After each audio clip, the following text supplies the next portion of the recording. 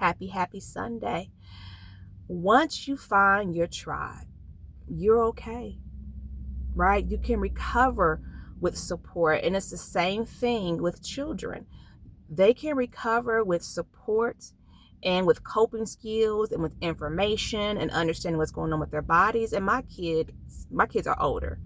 So it's so important that I grow the space, my Facebook group, Sisters Living with Religious Trauma Syndrome, and I call it JW, Sisters Living with Religious Trauma Syndrome, to reach out to others who have had lived experiences, survivors of domestic violence or other abuses within the religion of Jehovah's Witnesses or within the family system.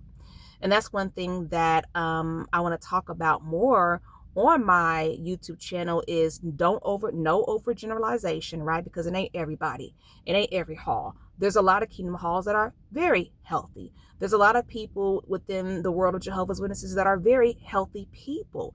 But see, sometimes what happens is if you're born into an abusive family system, you never get a chance to understand what healthy is. And in fact, you could be, and this is not, teaching victimization at all, but unfortunately sometimes we can actually be attracting very, very toxic people into our lives, and those people are people that are either inside the religion of Jehovah's Witnesses or outside the religion of Jehovah's Witnesses. So definitely think about joining my support group. I'm looking for those who've had lived experiences, survivors of domestic violence who identify as being one of Jehovah's Witnesses, whether you are active, inactive, or simply unsure, right?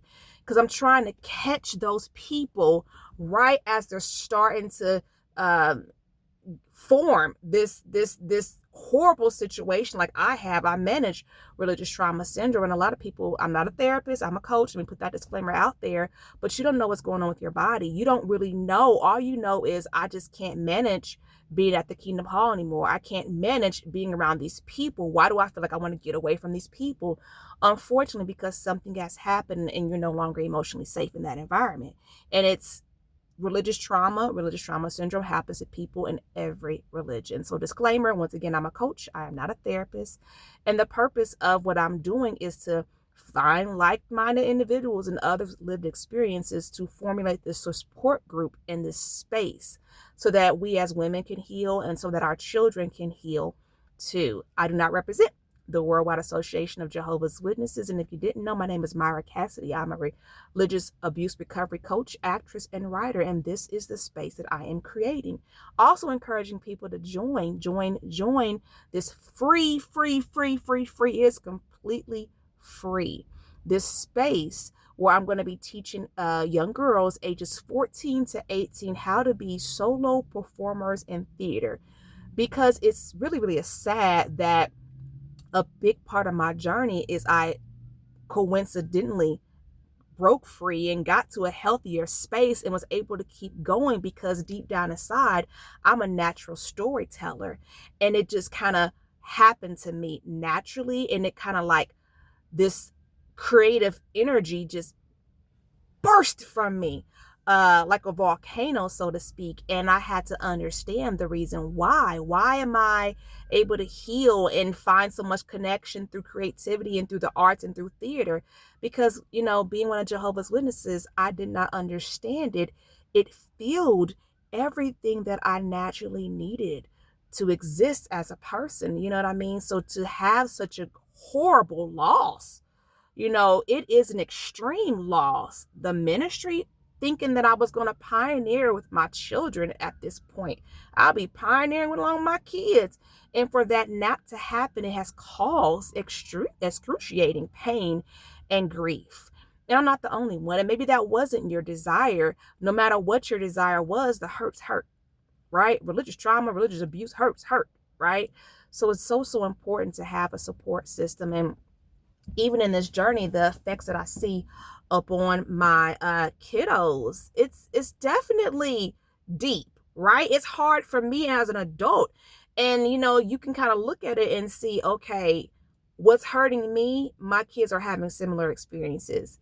What I need to heal, there needs something similar to heal, and trying to figure that out in this space where there's not a lot of research and there's not a lot of resources, especially it's just so important, the support group, because in the world of religious trauma, religious abuse, like it was told to me along the journey, and I had to admit it, the very first thing that you're taught to do is to step back.